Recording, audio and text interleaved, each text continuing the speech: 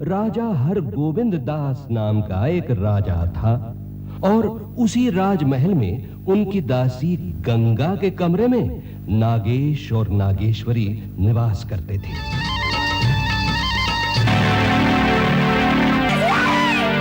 बोलो नागेश्वरी। महाराज, आज नाग पंचमी के शुभ दिन पर जबकि राजकुमार को चाहिए था मेरे पति को प्यार से दूध पिलाते, उन्होंने उसकी हत्या कर दी। कुछ दिनों के बाद राजकुमार की पत्नी एक बच्चे को जन्म देने वाली है। राजकुमार उसे एक नजर देख लेगा, फिर अपने आप को वो तुम्हारे हवाले कर देगा। इंसाफ हमारा धर्म है। मौत तो हर इंसान की किस्मत है, किसी की आज तो किसी की कल। बता विक्रम, क्या नागिन राजकुमार को डस लेगी? विक्रम और बेताल, विक्रम और बेताल। विक्रम वैताल को कंधे पर डालकर चला और हमेशा की तरह रास्ता काटने के लिए वैताल ने एक और कहानी सुनानी शुरू की। रियासत नरसिंहपुरा में राजा हरगोविंद दास नाम का एक राजा था और उसी राजमहल में उनकी दासी गंगा के कमरे में नागेश और नागेश्वरी निवास करते थे।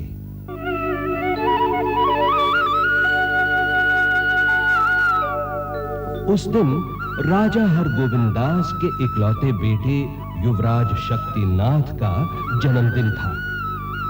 महाराज, उनकी बहू अरुंधति और अरुंधति की 3 बेटियां सब खुशियां मना रहे थे।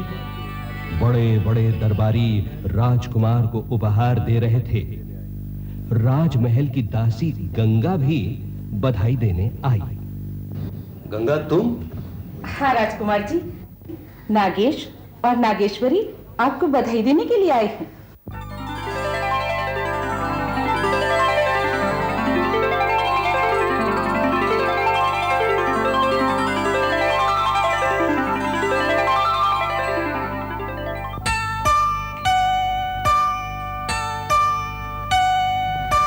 नाग देवता, हमारी बहू को भी आशीर्वाद दो कि भगवान उसे इस बार बेटा दे।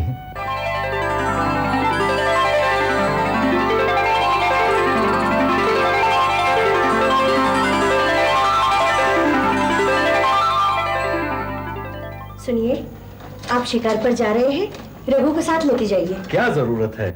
क्यों?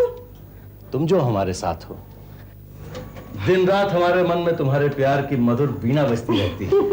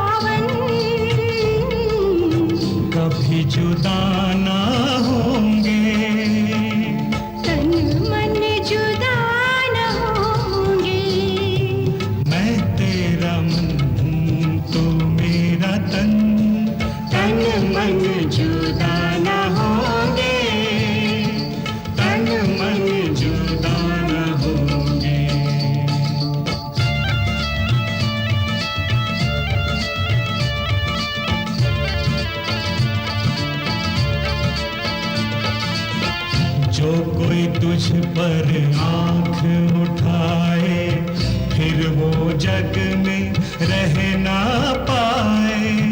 तेरी कसम वो आग लगाऊं, सारी दुनिया ही जल जाए, सब प्रेमी हो जाए जुदा, पर नागर नागिन जुदा न होंगे, नागर नागन जुदा न होंगे, जुदा न होंगे, जुदा न होंगे।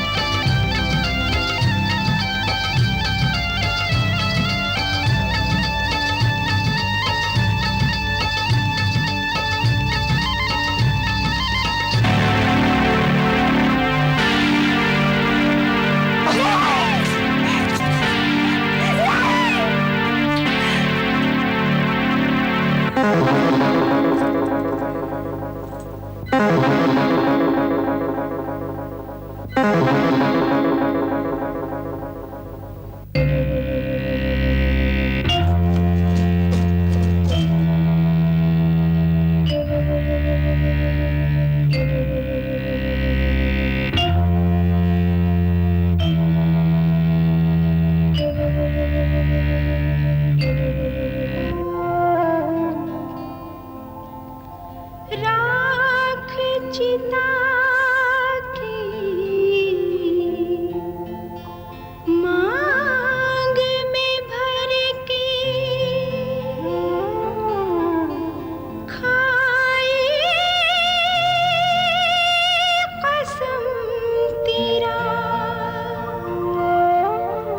बदला लूंगी। तेरी कसम खूनी के लहू से अपनी सोनी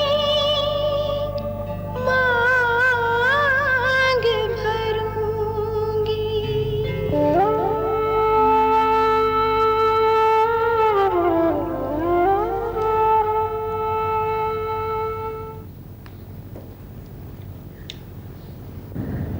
बेटे, जो होना था हो गया।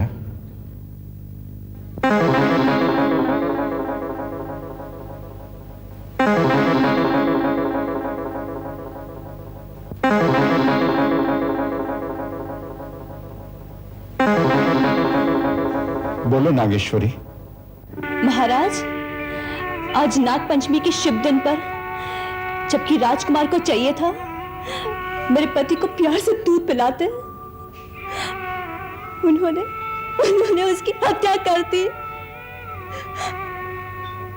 अब मुझे आज्ञा दीजिए कि मैं राजकुमार से इस अनर्थ का बदला ले सकूं।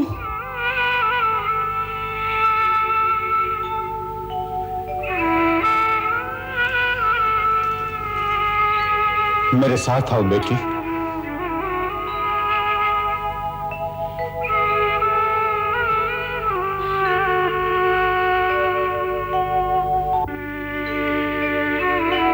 बेटी, राजकुमार ने जानबूझकर तुम्हारे नागेश की हत्या नहीं की। उसने तीर चलाया एक मृग की तरफ और किस्मत ने उसे मोड़ दिया तुम्हारे नागेश की तरफ। लेकिन मैं तो सिर्फ इतना ही जानती हूँ कि मुझसे मेरा पति छीन लिया गया और उसके सीने में राजकुमार का तीर था। बेटी, जिस दिन कोई इंसान राज सिंहासन पर बैठता है उस दिन उसके लिए सारे रिश्ते खत्म हो जाते हैं। हमारे लिए राजकुमार में और तुम्हारे में कोई अंतर नहीं है। राजकुमार की संतान में सिर्फ 3 बच्चियां हैं, बेटा नहीं है। कुछ दिनों के बाद राजकुमार की पत्नी एक बच्चे को जन्म देने वाली है। हमारी और राजकुमार की ख्वाहिश है तो बेटा ही हो। राजकुमार उसे एक नजर देख लेगा, फिर अपने आप को वो तुम्हारे हवाले कर देगा। बेटी, क्या कुछ दिनों के लिए तुम राजकुमार को जीवत दान नहीं दे सकती?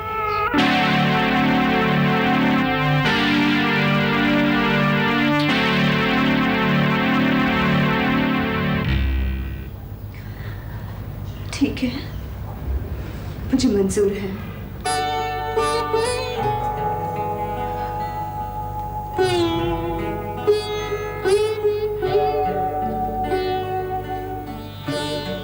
रक्षाबंधन के दिन साल में एक ही बार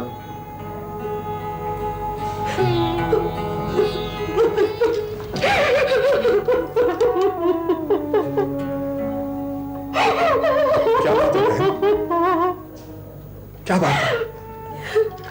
कुछ नहीं, कुछ नहीं भैया, कुछ नहीं। कुछ बात तो जरूर है। तो मुझे बताओ, तुम रो के रही हो? बताओ वरना तुम्हें मेरी कसम।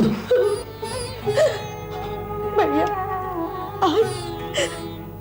आज मैं तुम्हें आखिरी बार राखी बांध रही हूँ। क्या कह रही हो तुम? हाँ भैया, तुम्हारे जीजा जी के हाथों भूल से एक नाग की हत्या हो गई और नागिन उनके खून की प्यासी है। जब वो ही नहीं रहेंगे तो मैं कहाँ रहूंगी? मैं कहाँ रहूंगी? रक्षाबंधन के दिन हर भाई अपने बहन की सुहाग की रक्षा की कसम खाता है। बहन, नागन तो क्या, यमराज भी तुम्हारे सुहाग पर हाथ नहीं डाल सकता। बलभद्र, तुम्हें देखकर हैरानी भी हुई और खुशी हुई।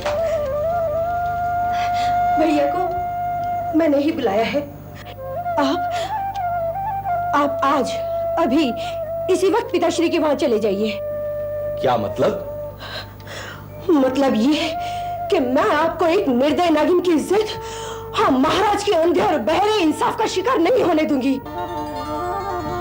बच्चा पैदा होते ही मैं भी वहां चली आऊंगी। नहीं, हम एक कायर की तरह अपने पिताश्री को धोखा देकर इंसाफ और मौत से नहीं भाग सकते। इंसाफ हमारा धर्म है।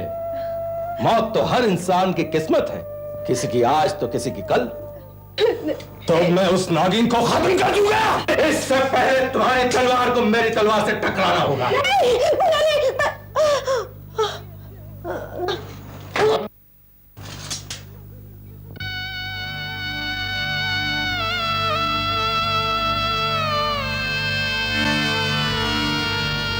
ये क्या है? एक राजा की इज्जत।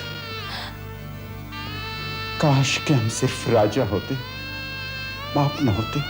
अब बाप के प्यार से मजबूर है और मैं नागिन के प्यार से मजबूर हूं।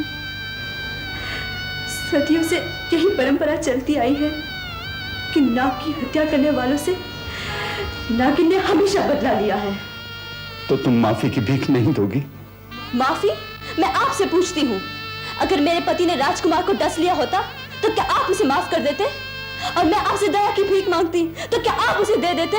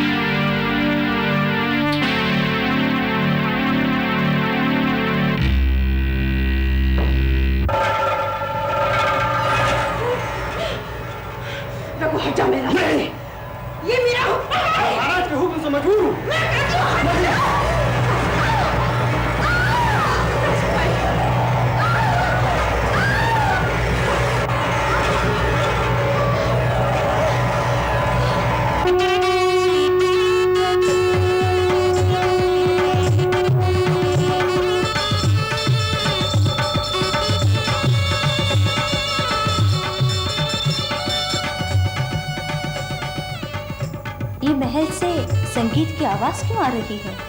कल रात राजकुमारी के यहाँ बेटा पैदा हुआ है। राजकुमार के यहाँ बेटा? कुछ दिनों के बाद राजकुमार की पत्नी एक बच्चे को जन्म देने वाली है।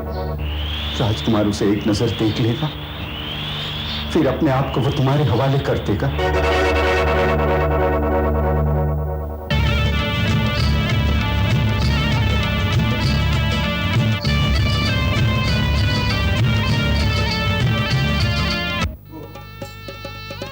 पोता होने की बधाई हो महाराज। उमाशंकर,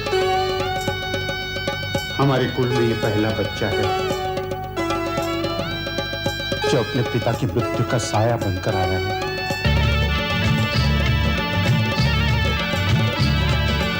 आदितस्यं नमस्कारं ये कुर्वन्ति दिने दिने जन्मान्तरं सहस्रेषु दारिद्र्यं न प्रजायते। महाराज, बच्चे की जुबान पे आप शहद रखिए और इसके कानों में ओम शब्द का उच्चारण कीजिए।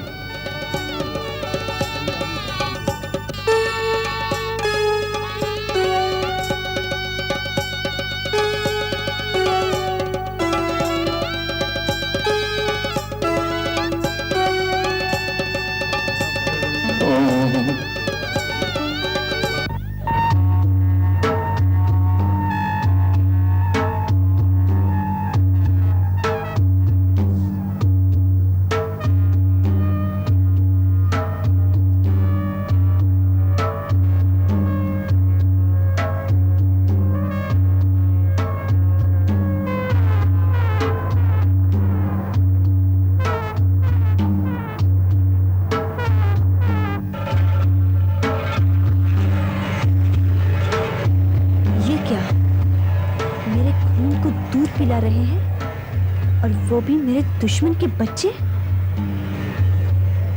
कितनी भोली भाली है ये बच्चियां। इन्हें ये भी नहीं पता कि इनके पिता की मृत्यु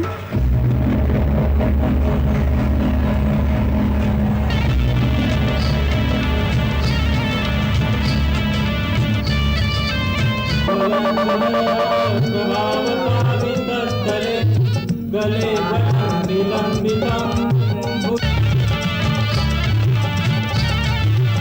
गले मयान देव देवता अयं पदं भुजंगले मयान देव देवता।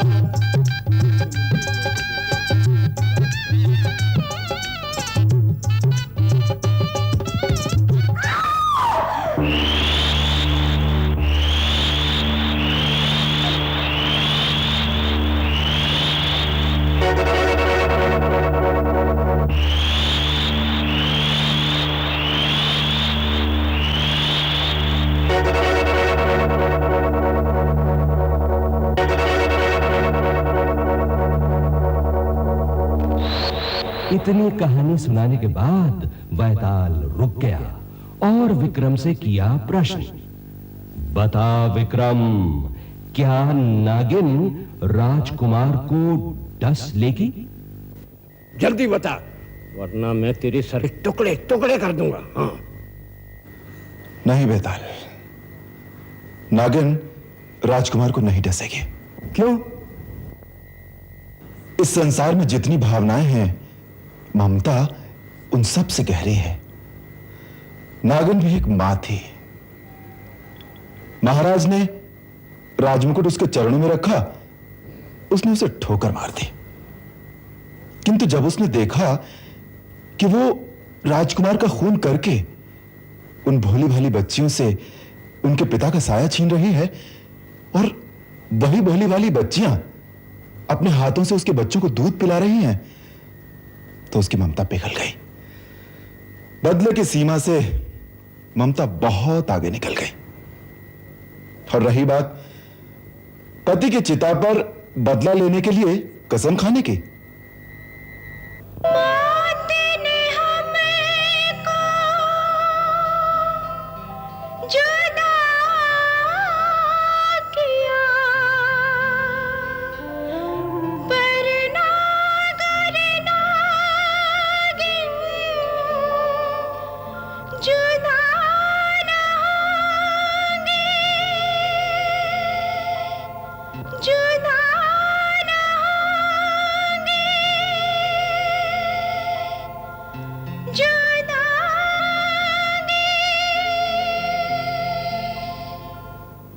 राजकुमार को बचाने के लिए नागिन ने अपना बलिदान दे दिया।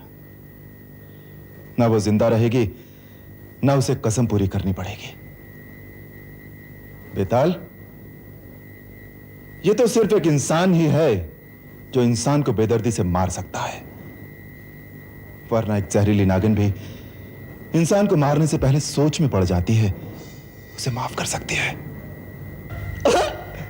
मैंने तुम्हें कहा था ना कि तू बोलना नहीं, तू बोलेगा तो मैं छू मंतर हो जाऊंगा। तू बोला तो ले मैं जा रहा हूं। कहानी का फिर वही अंत और फिर वहीं से एक नई शुरुआत। अब सोच रहा था विक्रम, और कितनी कथाएं शेष हैं वैताल के पास, और कितने प्रश्न हैं जिन पर विक्रम को अभी न्याय देना बाकी है। विक्रम वैताल के कार्यक्रम को आज यहीं रोकते हुए हमारे मन में भी यही प्रश्न है, क्या इन कथाओं का अंत कभी संभव है? शायद कभी नहीं। आज इस श्रृंखला की अंतिम कड़ी प्रस्तुत करते हुए हम अपने लाखों करोड़ों दर्शकों को हार्दिक धन्यवाद कहते हैं। आपको अनेक शुभकामनाएं देते हुए भारी मन से आज ये विक्रम और वैताल कार्यक्रम आपसे विदा। आपके स्नेह के हम सदा आभारी रहेंगे। विक्रम बेटा